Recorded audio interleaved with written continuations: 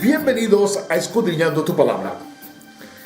Vamos a ver cuáles son los ministerios que Pablo instituyó, pero que de ninguna manera pueden ser considerados como parte del Evangelio de Jesucristo. Vamos a ir al capítulo 4 de Efesios para que veamos la diferencia cuando Pablo anexó sus ministerios que de ninguna manera y bajo ninguna circunstancia son de Cristo, que pudieron haber sido anexados por los escribas, los traductores de la Biblia o incluso por los diferentes concilios, tanto el de Nicea como el de Trento.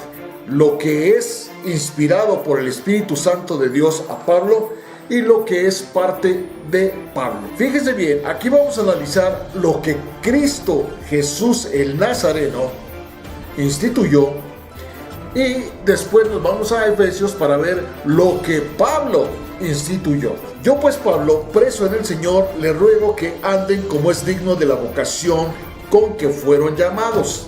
El Señor lo dijo en Marcos capítulo 16, versículo 14 al 18. Finalmente se apareció a los 11 mismos, y esto es muy claro que lo tengamos en cuenta porque había muerto Judas, y les dijo: vayan por todo el mundo y prediquen el evangelio a toda criatura. El que crea y sea bautizado será salvo, pero el que no crea será condenado. Estas señales seguirán a los que creen. En mi nombre echarán fuera demonios. 1. 2. Hablarán nuevas lenguas. 3. Tomarán serpientes en las manos, y aunque beban cosa mortífera, no les hará daño. Y 4. Sobre los enfermos pondrá las manos y estos sanarán. Eso fue lo que Jesús el Cristo tuvo como comisión para todos los apóstoles y evidentemente para todos sus discípulos. El Señor, después que les habló, fue recibido arriba en el cielo y se sentó a la diestra del Dios Todopoderoso. Ellos, saliendo, predicaron en todas partes, ayudándolos el Señor y confirmando la palabra con las señales que lo acompañaban, y termina diciendo amén. Así sea. Pero veamos una cosa muy interesante.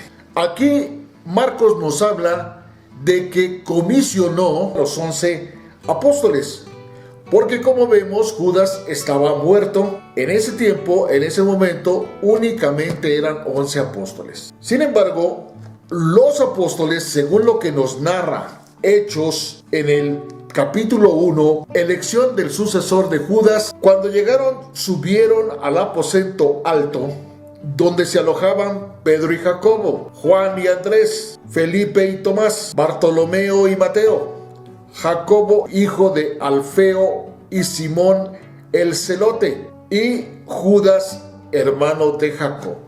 Ahí están los 11 porque evidentemente ya no estaba Judas. Desde el bautismo que Jesús recibió a través de Juan el Bautista hasta el día que lo vieron ascender a los cielos, Pedro dice que es importante que hayan 12 apóstoles, y la razón es muy clara. 12 es la columna vertebral sobre la cual está cimentada toda la verdad de Cristo y toda la verdad de la ley del Señor. Está sustentada porque el número 12 representa la universalidad del Evangelio de Cristo. Dice Pedro que es importante que se elija a un testigo para que se conformen los 12.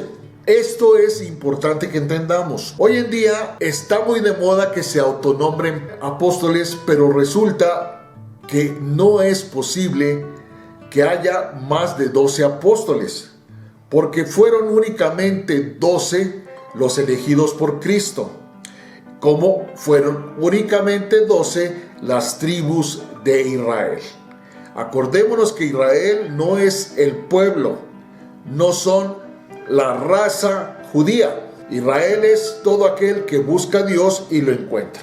Entonces, es claro que el pueblo de Israel tiene que estar basado en el apostolado de Jesucristo. Después de que Pedro dio su discurso, todos unánimes propusieron a dos. Fíjense bien, propusieron a José llamado Barsabás, que tenía por sobrenombre Justo, y también propusieron a Matías. Y orando, fíjense bien, aquí nos damos cuenta cómo la misma Biblia nos muestra la estrategia que utilizaron, que para nada tenía que ver con lo que Cristo había de elegir en la figura de Pablo. Cuando Saulo de Tarso iba para Macedonia, se apareció el Cristo en forma de una luz resplandeciente que lo tumbó del caballo, es decir, lo tumbó de su egocentrismo, de su orgullo, de su altivez, porque Pablo se sentía más judío que los mismos judíos, más fariseo que los fariseos. Él presumía que era el más fariseo de los fariseos. Y entonces por eso el Cristo lo tumba del caballo y lo elige como el 12º apóstol. Porque nos damos cuenta aquí en Hechos 1, capítulo 1, que orando dijeron: Tú, Señor, que conoces los corazones de todos, muestra cuál de estos dos has elegido. Fíjense bien, los apóstoles mismos eligieron a dos según les pareció, que fue José llamado Barsabás y el otro era Matías. Y sin esperar la respuesta de Dios a través del Espíritu Santo, que ya era el consolador que Cristo había prometido que estaría con nosotros hasta el fin del mundo, ellos decidieron darse una respuesta a través de lo que dice el versículo 26, que dice: Echaron suerte sobre ellos y la suerte cayó sobre Matías, es decir, se echaron un volado y fue contado con los 11 apóstoles. Era el 12º apóstol.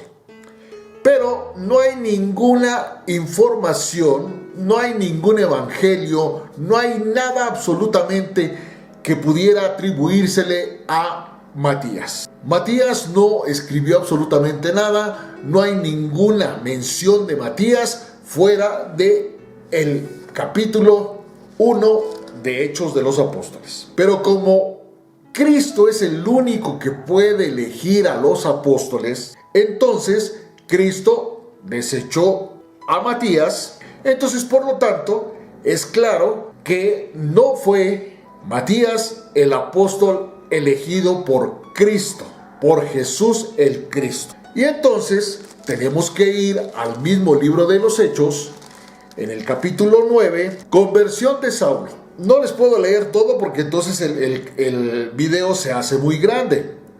Entonces vamos a leer lo más importante. Saulo, respirando aún amenazas de muerte contra los discípulos del Señor, vino al sumo sacerdote, es decir, fue con los judíos, los que mataron a Jesús el Cristo, y le pidió cartas para las sinagogas de Damasco.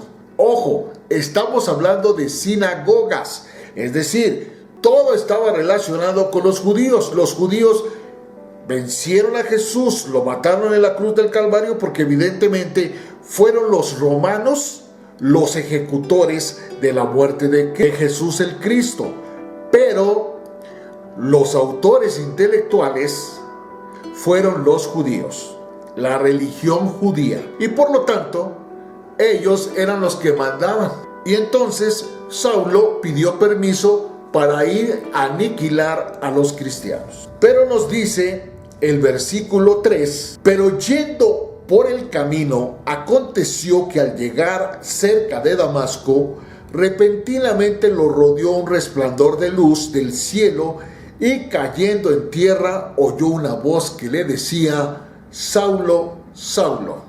2 veces se lo dijo: ¿por qué me persigues? Saulo en su mente, Saulo en su corazón: ¿por qué me persigues? Que Saulo en ese momento se llamaba Saulo, contestó: ¿quién eres, Señor? Y le dijo: Ahora, hay una cosa importante. Aconteció que al llegar cerca de Damasco, lo rodeó un resplandor de luz del cielo. Aquí está claro, no vio ninguna figura humana, no vio ninguna silueta humana, sino que lo único que vio Saulo de Tarso fue una luz del cielo, el resplandor de luz del cielo. Y cayendo en tierra, oyó una voz que le decía: Saulo, Saulo, ¿por qué me persigues? ¿Quién eres, Señor? Y él contesta: yo soy Jesús, a quien tú persigues. Dura cosa te es dar coces contra el aguijón. Saulo, temblando y temeroso, dijo: Señor, ¿qué quieres que yo haga? Levántate y entra en la ciudad. La ciudad representa nuestra mente, y ahí se te dirá lo que debes hacer.